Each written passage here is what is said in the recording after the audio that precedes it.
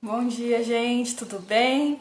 Sejam muito bem-vindos, bem-vindas. Meu nome é Thalita, eu sou psicóloga, sou Master Coach, analista de perfil comportamental e eu tenho feito lives sobre como lidar com o medo nas quartas-feiras, nesse horário, 11h11 da manhã. E hoje nós vamos falar sobre como lidar com o medo de se envolver amorosamente. Por que que eu vou falar sobre isso, né? Eu quero que vocês entendam a origem desse medo e as consequências que podem acontecer. Agora na pandemia, por que que eu escolhi esse tema? Tá acontecendo muito separação, divórcio, tem várias famílias, casais, né, se separando.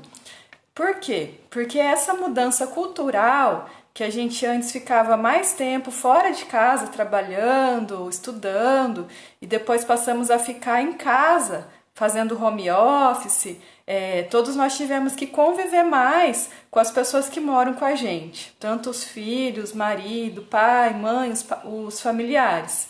E aí muita gente percebeu conflito nesses vínculos. Então, antigamente, antes da pandemia, a gente não tinha necessidade de estar tão próximo das pessoas da nossa família. E hoje não tem uma outra forma, né? Então, assim, foi uma realidade que foi imposta e que pegou muita gente de surpresa. Então, as famílias que já tinham um vínculo fragilizado, os casais que já tinham um relacionamento amoroso com conflitos, todos se intensificaram. E as famílias, casais que já tinham um vínculo afetivo forte, uma cumplicidade, um respeito, que cultivavam esse amor, que tinham todo o envolvimento para cultivar o relacionamento, eles se fortaleceram, tá? Então achei importante a gente trazer isso, porque eu acredito que ninguém nasceu para viver sozinho, nós somos seres sociais. Então, assim, a gente precisa do outro e a gente só é feliz com o outro ou com outras pessoas. Então, por isso que eu vou falar sobre isso. Muita gente daí tem me procurado para atendimento psicológico por conta desses conflitos de se envolver amorosamente com outra pessoa, né? Pensando em namoro, casamento, pessoas que às vezes terminaram vários relacionamentos porque tinham medo de seguir em frente. E será que esse medo de seguir em frente era realmente medo de se envolver ou medo de não se envolver? Será que esse medo de não seguir em frente e daí terminar era medo de dar certo, de estar feliz, né? Então a gente vai falar sobre isso melhor. Outras pessoas que são casadas, que já moram juntos ou namoram, elas também têm tido dificuldades para fortalecer esse vínculo, né? Então os relacionamentos todos a gente precisa estar sempre cultivando. O relacionamento ele só se fortalece quando a gente todos os dias pratica ações para alimentar esse relacionamento. Então tudo que tem acontecido hoje, olhando para a história dos nossos relacionamentos, é fruto daquilo que a gente plantou ou deixou de plantar, daquilo que a gente falou ou deixou de falar, dos gestos que nós tivemos com aquela pessoa amada ou não tivemos, daquilo que nós falamos, que nós comunicamos, e das ações que nós tivemos ou não com aquela pessoa. Então nenhum relacionamento ele acaba assim de uma hora para outra. Ele é consequência de várias ações, comunicações e sempre tem a responsabilidade dos dois envolvidos, né? Nunca assim, aquela pessoa é a culpada, tá? Então, outra coisa também que me faz, né, gostar de falar sobre esse tema, do medo de se envolver amorosamente, é a minha própria história, né? Então, eu sou casada faz 14 anos, temos 2 filhos, mas eu já tive, assim, muito medo de me envolver amorosamente, né? Não no namoro, mas depois do casamento, conforme foram acontecendo mágoas, conflitos, algumas vezes eu me afastei, né? Eu me fechei e isso acabou daí causando mais ainda conflitos no nosso relacionamento. E depois que eu percebi que para resolver eu precisava me posicionar, falar, agir, comunicar, inclusive falar daquilo que não estava legal, dos sentimentos que eu não gostava, que não eram bons, né? Sentimentos de raiva, de mágoa, que foi melhorando o nosso relacionamento. Então não é só assim quem tá sozinho que tem esse medo de se envolver amorosamente. Quem também já mora com outra pessoa, quem já convive, né, casados, também tem, né? Vocês podem ver que é em várias idades. Então não importa assim a sua idade, se você tá ou não num relacionamento hoje amoroso, você vai aproveitar essa live para entender de onde vem esse medo de se envolver amorosamente e o passo a passo assim de como lidar com esse medo, para isso não te impedir de se vincular, de criar laço, de ter uma relação que você se sinta feliz com outras pessoas, tá bom?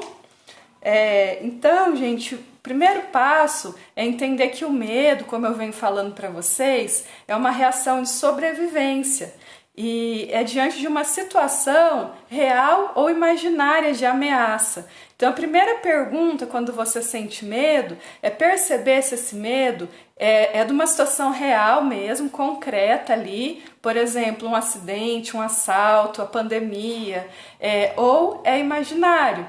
E no caso do relacionamento amoroso, quem tem medo de se envolver amorosamente pode ser fruto de situações reais que passou. Por exemplo, eu amei, me apaixonei por uma pessoa, ela veio a falecer. Então isso cria um trauma, né? Ela fica com medo de investir a energia psíquica em outro relacionamento e perder. Ou ela se sente culpada porque ainda tem vínculo com aquela pessoa que faleceu, ou então vem de uma situação real de traição. Eu já fui traída, eu já me senti rejeitada, abandonada, traída. Isso são situações reais que aconteceram. Só que o que acontece? A nossa mente, o nosso psiquismo, ele aumenta essas situações reais. Porque não é que aconteceu uma vez que vai acontecer de novo. E não é com todas as pessoas que vai acontecer desse relacionamento ser frustrado. Mas daí, como você já passou por uma vivência real de abandono e você se frustrou, você acaba paralisando, ficando com medo de iniciar um outro relacionamento. Então, assim, começa a analisar se esse medo é real. O que aconteceu de concreto, de real na sua vida para você ter esse medo de se envolver? Ou é imaginário? O quanto que a sua mente acumulou ali de juntar outras experiências e criou um trauma muito maior do que o real, né? Então, na psicoterapia, a gente trabalha justamente essa área emocional, porque não importa o que aconteceu na minha vida, é mais importante o significado que eu dei do que o que aconteceu na minha vida. Então, mesmo assim que eu tenha me envolvido com alguém, a pessoa faleceu, ou a pessoa me traiu, ou a pessoa me abandonou, ou eu falei que amava a pessoa, não me correspondeu, ela não tinha o mesmo sentimento por mim, eu posso lidar com essa situação dando um significado positivo. É uma situação que vai me gerar dor, sofrimento, sim, mas eu posso lidar com essa situação aprendendo mais sobre mim mesma e sobre a pessoa. Então, é mais importante a nossa percepção dos fatos concretos do que o fato concreto em si, tá? Então, primeiro passo é ver se esse medo é real ou imaginário. Então, depois disso, você vai se perguntar, esse medo que eu sinto é do quê?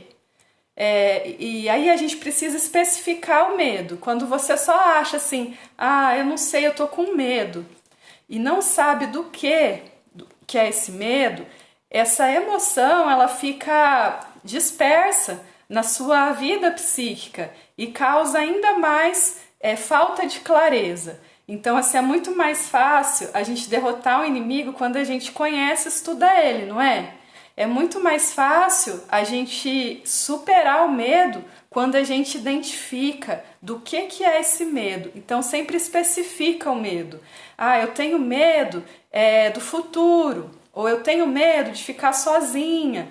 Eu tenho medo de me contaminar com Covid, eu tenho medo da morte, eu tenho medo de casar, de me envolver amorosamente, de ser mãe, de ser pai. Então nós precisamos especificar. A partir do momento que eu especifico, eu torno muito mais próximo da minha consciência, que é um medo específico, e daí fica mais fácil de alterar, de lidar com aquele medo. Então experimenta colocar nome, identificar, especificar o seu medo. Outra coisa também que é importante é mensurar o medo. É colocar, por exemplo, um número, por exemplo, de 0 a 10, o quanto você tem medo de se envolver amorosamente. Porque quando a gente coloca um número, fica mais nítido o quanto que a gente vai caminhando ao longo do tempo. Então, por exemplo, começou um processo de psicoterapia, você falava que o medo, tem pessoas que eu atendi que eu fiz justamente isso. No início das sessões, eu apliquei uma ferramenta para mensurar o medo. O meu medo de ficar sozinho hoje é 10. E com o passar do tempo, com os atendimentos e a pessoa se conhecendo, ressignificando as experiências que ela teve de vida, criando uma visão de futuro positiva, a pessoa já vai mudando a percepção. Então, ela fala assim, nossa, hoje o medo que eu tenho de me envolver amorosamente, uma de ficar sozinha, já foi para 6 ou 5. Né? Então é muito importante a gente mensurar. Toda vez que a gente especifica o medo e mensura, que é colocar número no medo, fica mais fácil do nosso cérebro, do lado racional do nosso cérebro ser ativado. Porque quando a gente está sob o domínio do medo, a gente fica no modo que é de sobrevivência. Então nós só vamos agir para se defender ou para fugir. Nós não vamos conseguir, por exemplo, solucionar, enxergar. O medo, ele é um obstáculo interno que, ao mesmo tempo que ele nos defende, ele paralisa. E aí a gente não consegue acionar o lado mais racional do nosso cérebro, que é outra região, que é o neocórtex. Quando a gente consegue mensurar o medo, falar o meu medo hoje de me envolver amorosamente é 9, é 8. Eu vou me conectar com esse lado racional do cérebro. Quando eu especifico o meu medo, meu maior medo é o medo da morte. É muito bom isso, porque eu estou sendo racional, eu estou sendo mais consciente das minhas emoções. Aí fica mais fácil para lidar com essas emoções. Bom dia, pessoal, a Rose que chegou, a Gabriele, sejam bem-vindas. Então eu já estou falando sobre a importância de identificar se o medo é real ou imaginário e depois de mensurar, de colocar uma nota, especificar esse medo é do quê, né? Aí fica mais próximo, fica mais palpável. Aquilo que era imaginário vai se tornando mais concreto, tá? E sempre pensa assim, o que de pior pode acontecer? Porque daí você vai criar no seu cérebro, tá? Então eu tenho medo de me relacionar amorosamente, eu sempre boicoto os meus relacionamentos, eu vou até um ponto ali, depois eu termino, para a pessoa não terminar comigo primeiro, eu vou lá e termino. Já me separei várias vezes e hoje é o meu maior medo. É isso, né? É me entregar amorosamente, né? Ter um relacionamento conjugal, amoroso, feliz. Ou mesmo já estando casado, já estando junto, casal, eles podem ter esse medo de ter mais proximidade, de criar mais intimidade, prazer e cumplicidade. Então, esse medo ele não acaba a hora que você tá junto com a pessoa, ele pode continuar. Então, é importante pensar no pior que pode acontecer. Mas se eu... então, por exemplo, se você tem medo de falar para uma pessoa que você ama ela, né? Ela ainda não sabe, o que de pior pode acontecer? Ela falar que não ama você. Então, você pode ir indo com isso. Se ela falar isso, o que você vai fazer? Qual que vai ser a sua reação?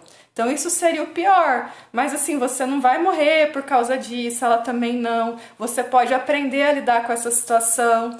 E aí você pensa no ganho que você vai ter se você falar, se você for lá e se declarar, né? Eu gosto de você, eu te amo. porque isso pode ser muito mais forte, o ganho, do que o fato de você não falar, de você não expor seu sentimento, né? Então, assim, casamento também, se o maior medo é falar dos sentimentos, é se envolver mais amorosamente, e você não tem se posicionado, não tem comunicado, inclusive o quanto você está insatisfeita, o quanto você está triste por alguma coisa, isso vai acumulando. E o que de pior pode acontecer? Uma hora estourar e acontecer uma briga, uma coisa mais assim acalorada, e aí magoar mais ainda, né? Então, pensa daí na possibilidade, será que eu não vou ter ganho de falar o que eu sinto, de conversar? E aí a pessoa vai também expor o lado dela, tá? Depois, gente, que vocês já especificaram do que é o medo e pensaram no pior que pode acontecer, é importante agir. A única forma da gente lidar com o medo é a ação. Porque o medo ele sempre vai paralisar a gente, ele é um obstáculo interno, é como se ele puxasse, né, a nossa cintura para trás. E aí a gente não consegue caminhar em direção aos nossos objetivos, relacionamentos mais felizes. E a única forma de eu lidar, né, é que não tem como a gente deixar de sentir medo, ele é bom para nossa defesa, é a gente agir. E agir dessa forma que eu falei para vocês, com consciência que pode acontecer o pior, mas também podem ter muitos ganhos.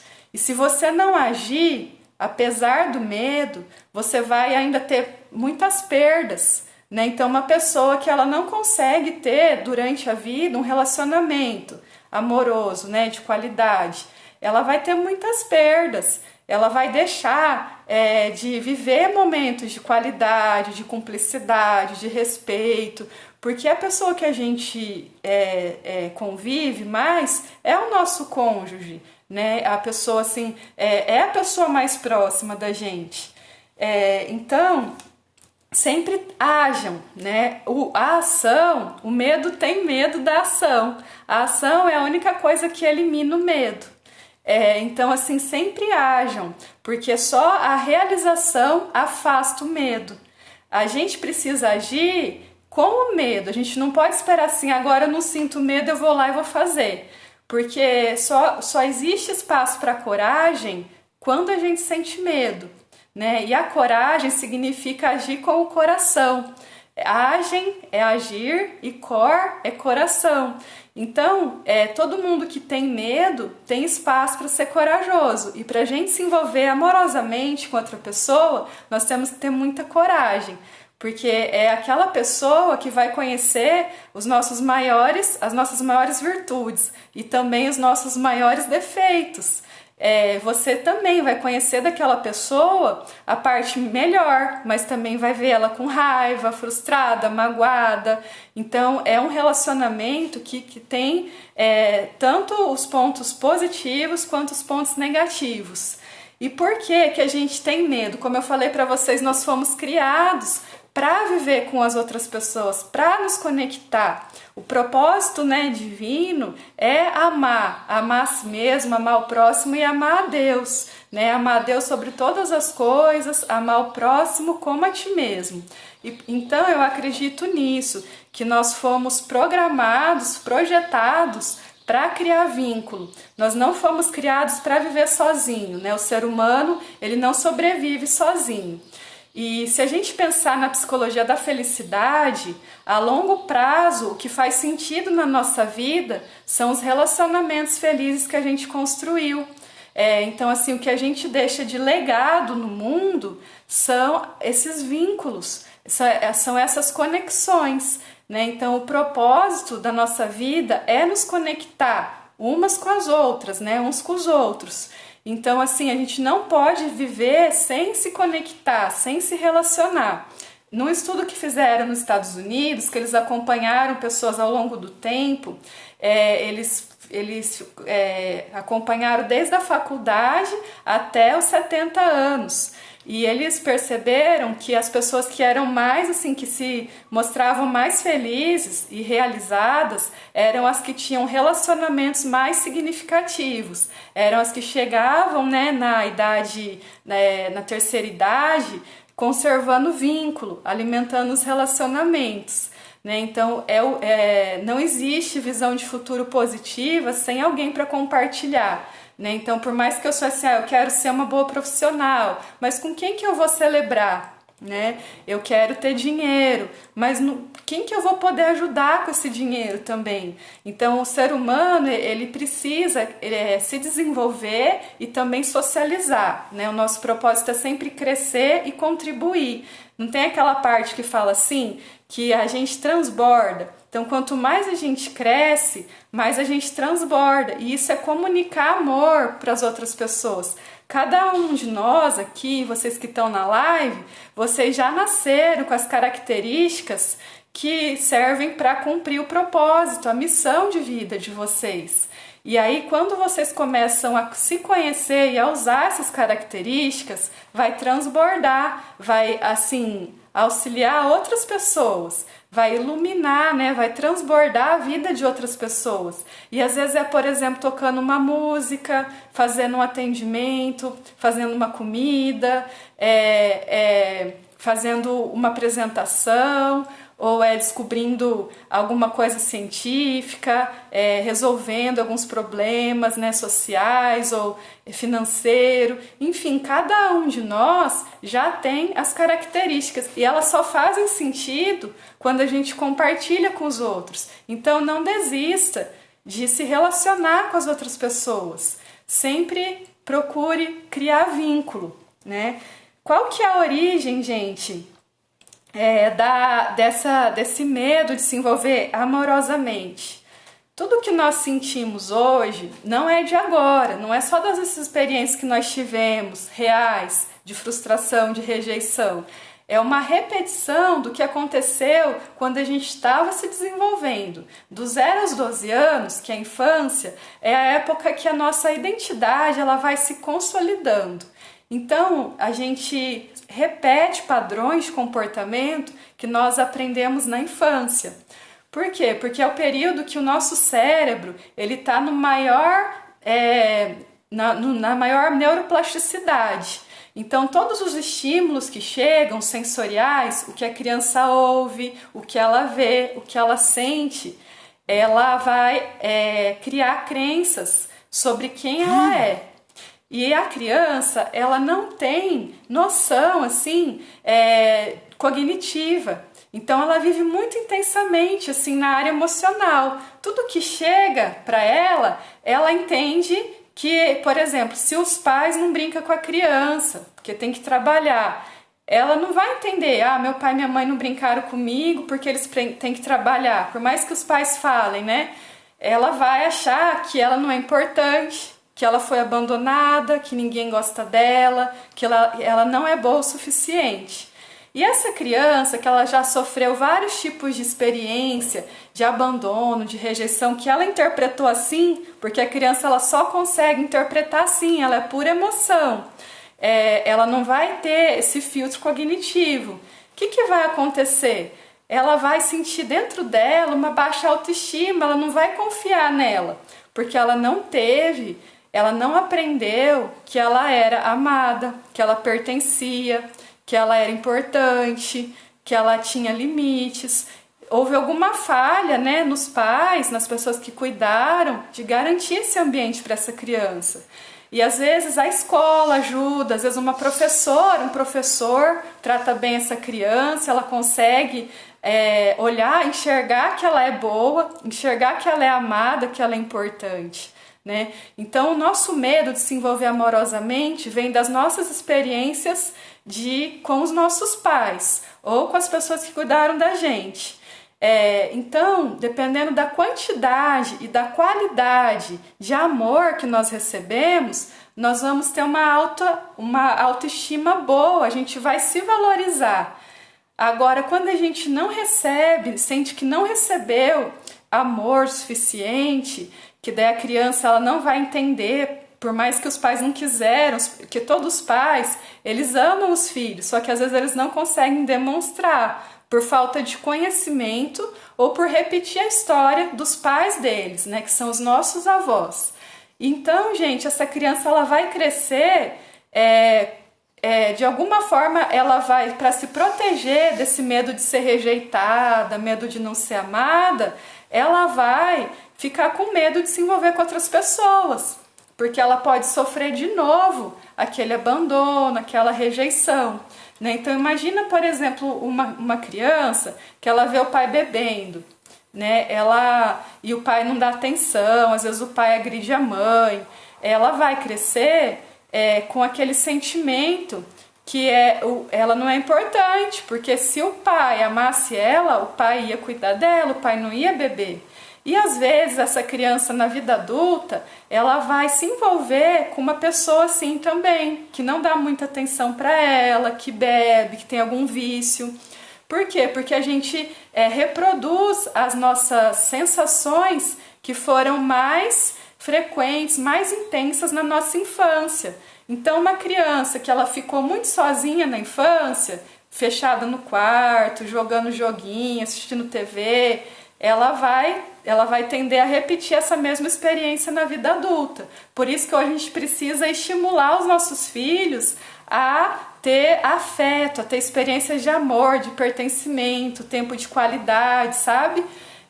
Então, esse medo de ficar sozinho e medo de se envolver não é de agora, é lá da nossa infância, é lá da nossa história de vida. A gente precisa entender que o casamento, o relacionamento dos nossos pais acaba sendo nossa referência, seja esse casamento feliz ou não. Por exemplo, o casamento dos meus pais, eu nunca vi os meus pais brigando, então eu fiquei com uma referência assim, que casamento era super tranquilo, eu nunca vi, né? Eu sei que eles se desentendiam e ficavam um de cara fechado com o outro, mas na minha casa nunca teve assim, grito, discussão, briga na nossa frente. Eles tinham posições diferentes às vezes, mas era conversado. Então quando eu casei, o meu marido ele sempre me provocava pra gente brigar, pra gente discutir, e eu não dava continuidade. Só que daí eu ficava mal, né? Então a gente começou daí a conversar. Ele já cresceu vendo mais discussão, né? Do pai e da mãe, né? Os pais se separaram do meu marido. Então a gente vai ter o casamento dos nossos pais como referência para os nossos relacionamentos amorosos. Seja essa experiência positiva ou negativa, nós temos que ter consciência que acaba ficando de referência. E quando eu não tenho uma referência, quando meu pai e minha mãe não foram presentes ou não tinham um relacionamento de qualidade, eu fico com medo de me envolver amorosamente, né? Eu fico com medo de me declarar, de crescer naquele relacionamento, né? Então, todos os nossos relacionamentos, a gente precisa cultivar eles e sempre fazer coisas novas, diferentes, ser dinâmico, porque senão a gente estagna, né? A gente precisa ampliar sempre a nossa zona de conforto. Então, o quanto você tem feito coisas diferentes no seu relacionamento, porque depois, por exemplo, de 2 anos, aquela paixão, aqueles hormônios, né, neuropeptídeos de paixão, eles vão se apagando. E aí fica mais assim um sentimento de amor. Tem os momentos também de paixão, mas é muito menos, né? Existem pesquisas que mostram que o que sustenta o relacionamento, né, depois de 2 anos é mais o amor do que a paixão, né? Então vocês imaginam a importância daí da gente continuar, né, inclusive assim, fazendo coisas para ativar a paixão, né, nesse relacionamento. Bom, então, gente, a origem desse medo de se envolver amorosamente é do medo da rejeição. E essa rejeição não foi só de outros namorados, namoradas, mas pode ter sido uma rejeição que se você sentiu pelo seu pai, ou pela sua mãe, ou pelos dois, ou por quem cuidou de você. Eu atendo pessoas que passaram por adoção, e elas também trazem isso. Às vezes elas se sentiram amadas na família do pai e da mãe, mas elas questionam por que a minha mãe biológica não cuidou de mim. A criança, no fundo, ela acha que o problema está nela, porque ela não aprendeu que ela é boa, que ela é amada, que ela é linda, que ela tem valor, que ela é valiosa. né? Porque não foi falado para ela, mas no fundo ela é, né? Essa mãe biológica que não cuidou dela, ela teve também, foi o melhor que ela pôde fazer, né? Nós somos filhas, somos vítimas de outras vítimas, né? Então a gente precisa entender que aquilo que os nossos pais fizeram por nós foi o melhor que eles puderam. E isso trouxe a gente até quem a gente é hoje. Mas o nosso passado não precisa definir o nosso futuro. Nós podemos aprender com esse passado, ressignificar esse passado e dar um novo destino para o nosso futuro. O que a gente tem de relacionamento hoje vai ser a referência para os nossos filhos. Então, se não for por você tentar mudar, você tentar se desenvolver, usar esse medo para crescer, faça pelos seus filhos, porque você vai afetar a vida deles, né? A referência deles. E sempre há tempo, gente. Nós nunca estou numa idade, não vou mais querer aprender, querer restaurar relacionamento. Sempre é tempo de restaurar os nossos relacionamentos. Enquanto nós estamos vivas, é possível restaurar. Inclusive, por exemplo, se os pais já faleceram, mesmo que eles não estejam presentes hoje, é possível honrar, perdoar aquela mágoa que ficou, entender porque hoje a gente tem o filtro cognitivo, racional, que eles tiveram os motivos deles para não estar presente ali, né? Outra questão também que causa esse medo de se envolver amorosamente é a necessidade de pertencimento, né? Todas a nossa principal necessidade é de fazer parte, de pertencer a uma turma, a um grupo. Essa necessidade, gente, ela é maior do que a necessidade de amor. Porque o ser humano, ele é um ser social, ele não existe, ele não vive se ele não tiver com outras pessoas, né? Então, inclusive, por exemplo, meu nome. Quem deu meu nome foi minha mãe e meu pai. Tudo que eu conto de mim, da minha história, vem da minha relação com os outros. Então, a pessoa que ela não se sente pertencente à própria família, que é o nosso primeiro grupo social, ela vai buscar se sentir pertencente em outros grupos. E às vezes ela pode se envolver até, por exemplo, na adolescência, com uso de droga, bebida, sexo precoce, porque ela quer fazer parte. A maior necessidade do adolescente é se sentir pertencente. E nossa também, né? Com o tempo, agora se essa criança ela teve bastante autoestima, se os pais faziam experiências com ela, que ela se sentia parte da família, pertencente, por exemplo, uma viagem, vamos tomar café, vamos almoçar, vamos todo mundo junto, sentar na mesa, vamos plantar uma coisinha ali, vamos limpar a casa, e eles envolver a criança, essa criança ela vai se sentir pertencente. Ela não vai ter a necessidade na adolescência de fazer coisas que ela não quer para ela pertencer a algum outro grupo. Já adolescente ou adolescente que ele não se sentiu parte da própria família, ele vai às vezes até fazer ato infracional, fazer várias coisas assim que às vezes ele nem quer, para ele poder fazer parte de um grupo, porque a família não deu para ele aquela base de pertencimento. Então a necessidade de pertencimento faz a gente deixar daí também de declarar o amor para quem a gente ama. Porque aí se eu falar que eu amo e a pessoa não me amar, e aí eu fico quieta, ou então eu tô ali, começo a namorar uma pessoa, eu tô ficando com uma pessoa, mas quando a coisa tá ficando mais séria, que seria daí para um relacionamento a longo prazo, eu dou um passo para trás, eu fico com medo. É a necessidade de pertencimento, é o medo de ser rejeitado, que você já trazia lá de antes, né, lá do seu passado. Então a gente precisa olhar para essas experiências do passado e ressignificar, para a gente não deixar mais, para a gente ter consciência, para dar aquele estalo, nossa, eu tô auto-sabotando o meu relacionamento, eu tô me boicotando. E a gente agir daqui para frente com autorresponsabilidade, porque agora a gente já é adulta, a gente entende, né, que o que os nossos pais fizeram precisa ser perdoado, foi o melhor que eles puderam, e honrar eles. para que a gente possa ter um outro destino, né? E sempre assim a gente precisa ter um objetivo, uma meta, até na área de relacionamento. Então eu quero ser feliz, eu quero ter uma família feliz, eu quero ser amada por quem eu sou. Então é importante a gente visualizar o futuro, porque toda vez que eu visualizo o futuro, eu vou criar uma memória que já vai para o meu passado e vai ressignificar o meu presente, né? Então o tempo na nossa memória, na nossa vida emocional, ele não é um tempo lógico, ele é um tempo que se sobrepõe às memórias de maior intensidade. O que fica na nossa memória é aquilo que foi mais repetido ou mais intenso.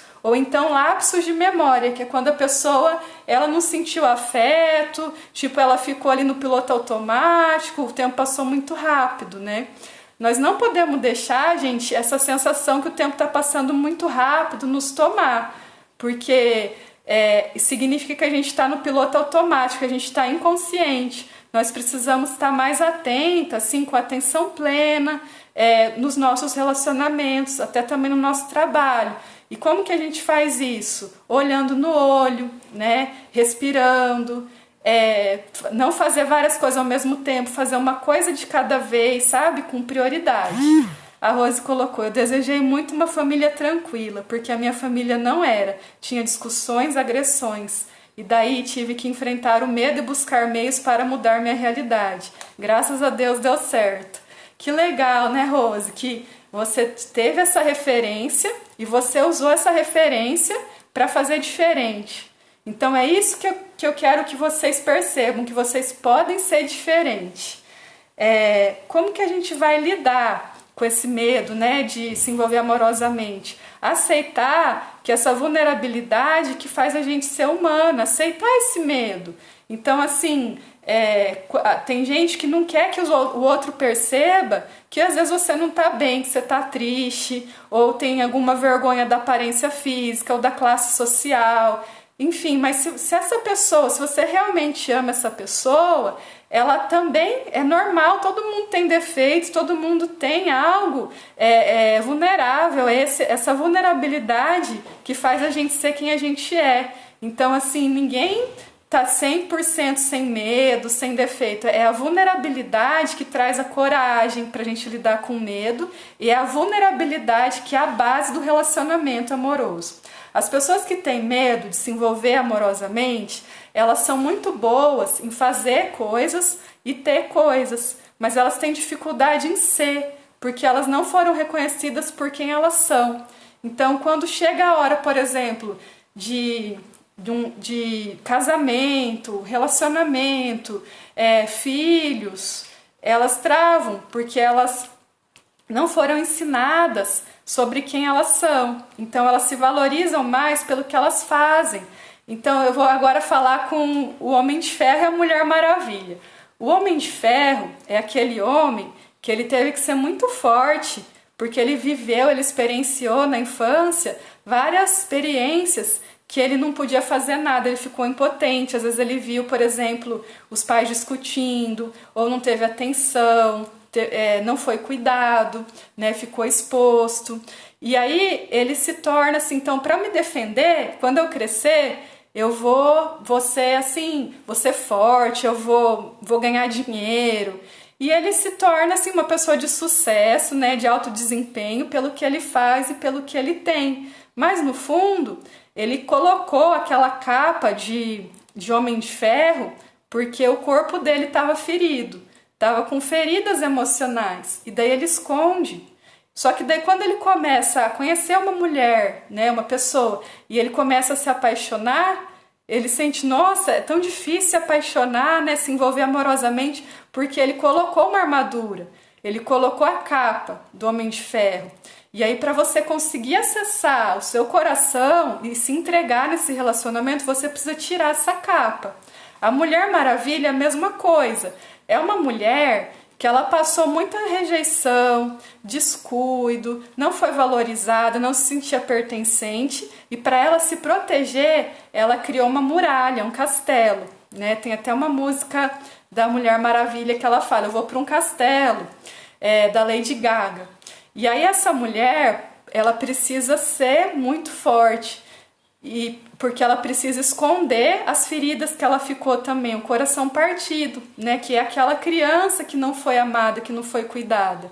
E aí ela começa a trabalhar bastante para buscar um reconhecimento, para buscar um pertencimento. Ela começa a ganhar dinheiro, a estudar, a ter títulos, a ter uma alta performance, né, a crescer. Só que no fundo ela não sabe quem ela já colocou aquela capa, né? E aí quando ela precisa, ela tenta não errar, ela tenta não falhar, porque ela quer passar uma imagem de mulher perfeita, mulher maravilha. Ela tenta dar conta de várias coisas ao mesmo tempo, não consegue focar em uma coisa de cada vez. Ela é tipo um robô, né? Porque não existe. Assim, a Mulher Maravilha é uma personagem do William Marston, que é um psicólogo que ele colocou todos os fatores altos, né? E é impossível um ser humano ter todos esses fatores altos, de ser ao mesmo tempo comunicativo, racional, emocional, bonita, né? Assim, então, gente, a Mulher Maravilha é uma imagem que eu quero passar para vocês. Como que essa mulher ela vai se envolver amorosamente com uma pessoa? Se ela não pode mostrar que ela erra, ela não pode chorar, ela não pode descansar, ela não pode mostrar os defeitos dela, sempre tem que estar por cima. Ela vai ter dificuldade. Então, para a gente lidar com esse homem de ferro, essa Mulher Maravilha, e eu falo para vocês que eu já tive muito disso, né? Eu até dei um apelido pro meu sabotador hiperracional, que é Frozen, né? Então, assim, toda vez que eu percebo assim, eu tô muito... tô fazendo muita coisa, eu tô racionalizando muito, é esse bichinho que fica ali do meu lado, que é o Frozen, né? Que eu fui valorizada muito pelo que eu fazia, né? E aí isso me atrapalhou, principalmente quando eu fui mãe, né? Porque daí eu tinha que ser, eu não precisava fazer e ter, eu precisava ser, né? Presente, sentar ali com os meus filhos, brincar com os meus filhos. Para mim isso era muito difícil. Aí eu fui percebendo isso, fui trabalhando, né? Hoje já não, eu sou bem atenta, assim, porque eu tive essa consciência, né? Eu fiz todo um caminho para isso. Bom, gente, e aí é aceitar essa vulnerabilidade, aceitar que nós não somos esses personagens que nós criamos. Nós criamos personagens para nos defender. Tem até um livro que fala sobre isso, que é o Cavaleiro Preso na Armadura, do Robert Fisher. Só que esse personagem afasta a gente de quem a gente é. E o momento mais legal de a gente mostrar quem a gente é quando a gente ama alguém. Essa pessoa precisa ter acesso ao que está no nosso coração, a nossa história, inclusive os nossos defeitos. Então, é importante tirar essa armadura, você se reconectar com quem você é. Parar de ter essas atitudes assim de defesa. E também é melhor a gente ter vínculo do que não ter. É melhor a gente tentar investir num relacionamento do que não tentar. Então, assim, imagina o pior que pode acontecer. Será que é pior eu ficar sozinha ou eu tentar me aproximar de alguém para eu ser feliz? É sempre melhor a gente tentar ter vínculo, a gente procurar o vínculo com o outro. Mas para a gente ter vínculo com o outro, a gente precisa primeiro ter um amor próprio, ter um vínculo com a gente. E eu só amo aquilo que eu conheço, então eu tenho que me conhecer. A melhor forma da gente ter relacionamentos saudáveis, felizes, tanto amoroso como amigos, filhos, né, profissional, é a gente se conhecer. Porque daí a gente vai valorizar as nossas próprias características e vai enxergar melhor o outro. Muita coisa que o outro faz, tudo que o outro faz, fala e pensa, diz respeito ao outro, não a mim. Então a gente precisa separar o que é meu e o que é do outro. Às vezes a pessoa gosta de mim e eu acho que a pessoa não gosta de mim, porque eu coloquei aquilo na minha cabeça pelo que eu vivi, né? Então a gente precisa aprofundar o nosso autoconhecimento. É dessa forma que a gente vai resgatar quem nós somos. E para isso daí, eu tenho feito daí o atendimento individual e o atendimento em grupo, que é o programa Vida Plena, que a Rose está participando. Então eu fico à disposição, vocês podem contar comigo para atendimento, né, para consulta, sim. E eu agradeço a presença de vocês. Ajudou vocês alguma parte aqui? Depois manda comentário, compartilha, tá, gente? Deus abençoe vocês. Um abraço, viu?